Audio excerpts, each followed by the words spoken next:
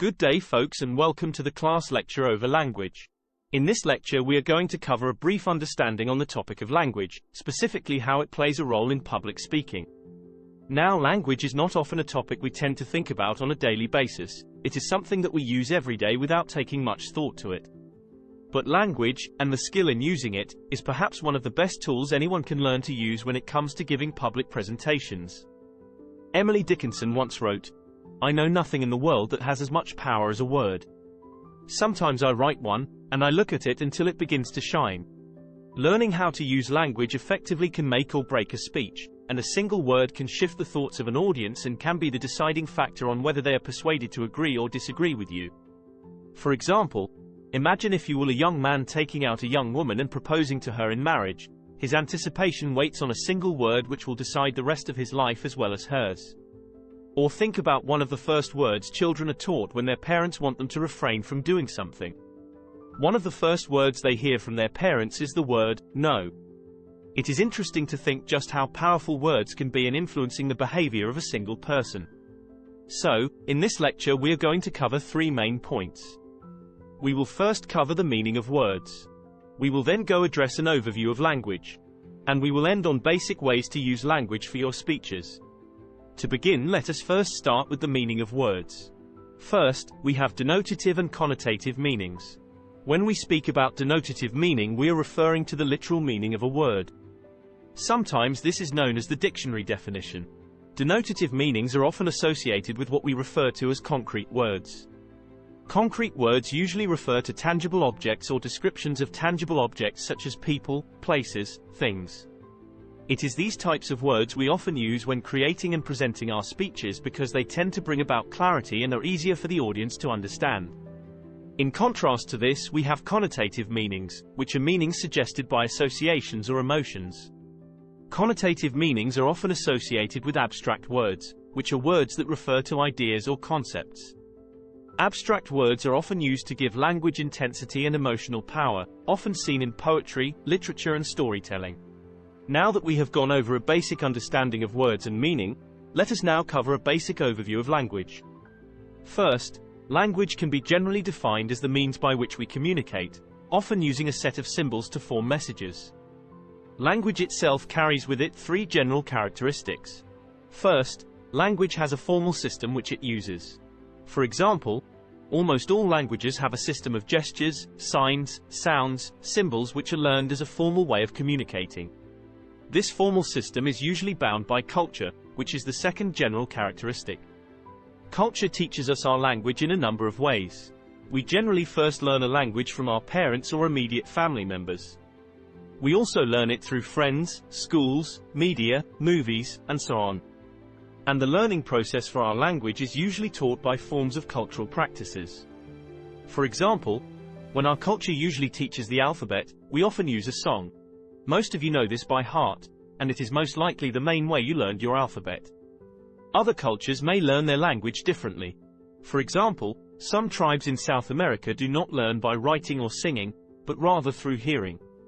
Their parents teach them specific ways to pronounce their words, where learning is more by example than by music. The third characteristic of language is that it changes over time. Many words and phrases change meaning as a culture progresses, where in one generation a word or meaning may mean one thing, and in another generation, it may mean another. Some words go by the wayside as their meanings may denote something derogatory as time goes on, and they tend to phase out or be replaced. We also are constantly adding new words to our language, where words which did not exist before are suddenly not only a part of our language, but are often used on a regular basis.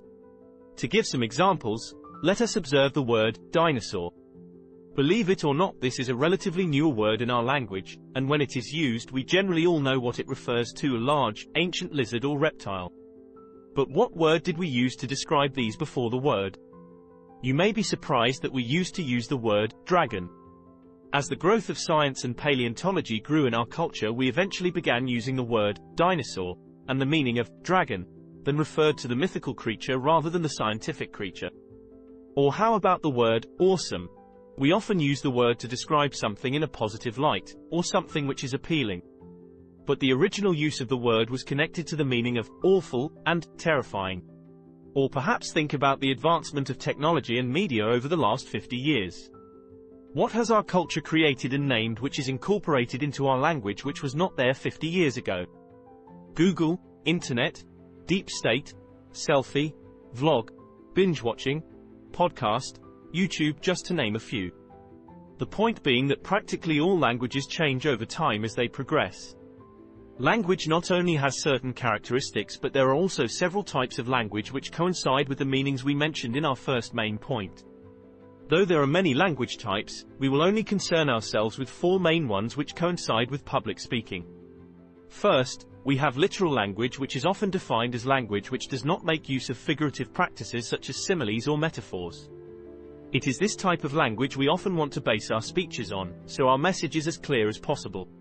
The contrasting language to this is figurative language, which is often referred to language which makes use of metaphors and similes. A third language type is known as abstract language, differs slightly from figurative language, in that abstract language refers to concepts or intangible things. The fourth language type is known as euphemisms. This type of language is often used as a device to make something unpleasant seem more tolerable. For example, using the term air support, rather than dropping bombs, would be an example. Moving on to the last main point, we will go over how to use language effectively for speech presentations.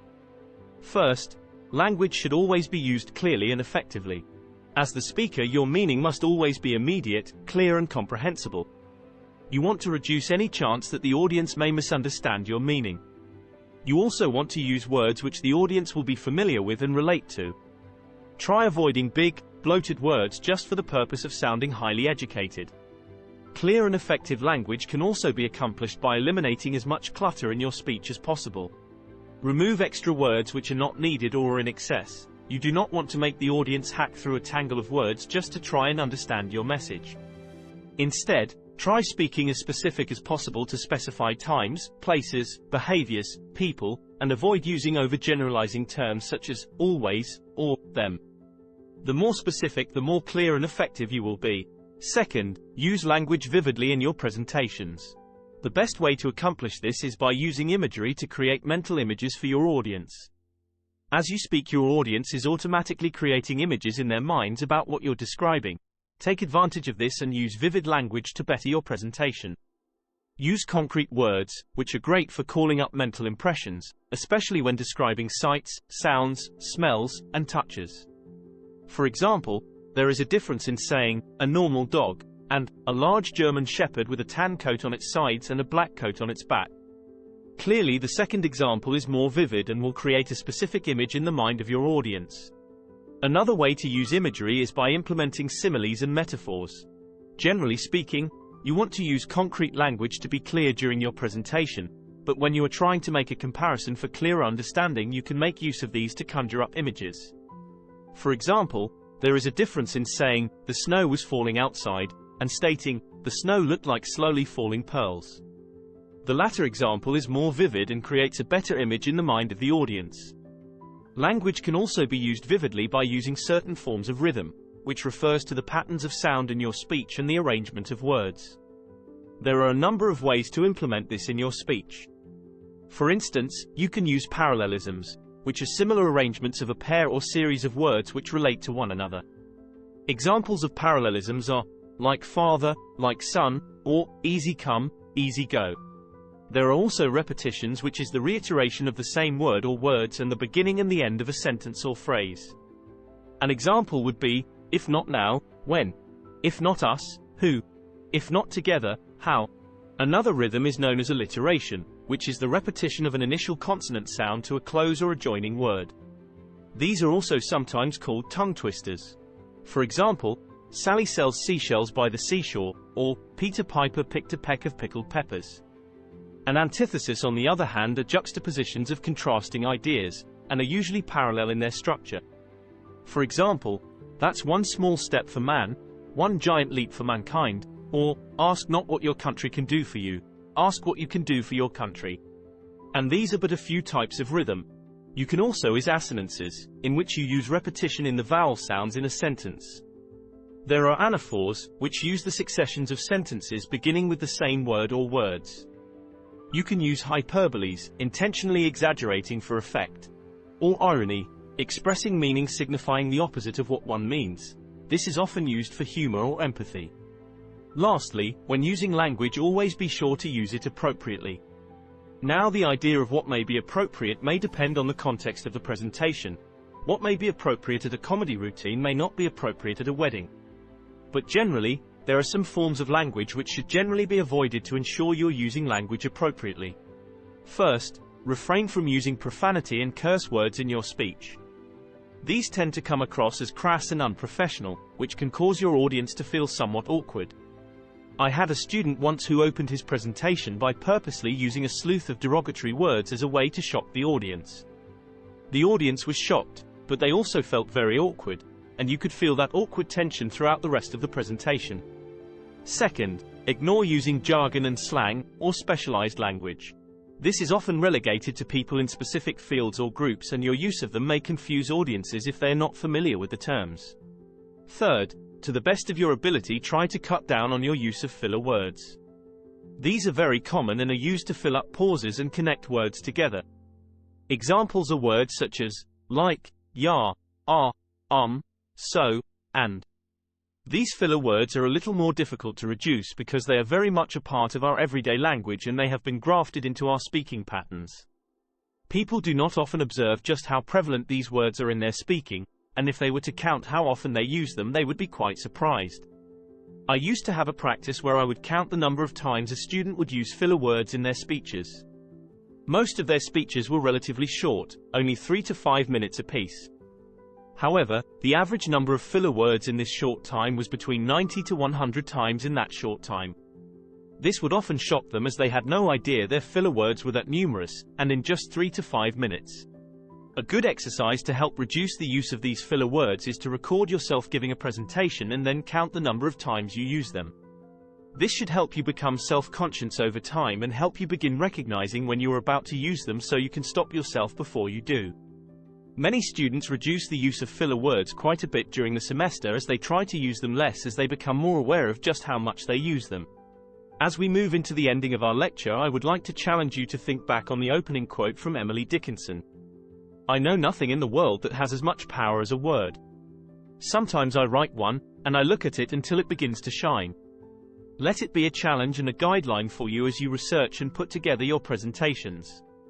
Think on the effect your chosen language has on your audience, how your language can affect the outcome of your speech and the effects on the minds and the hearts of those listeners.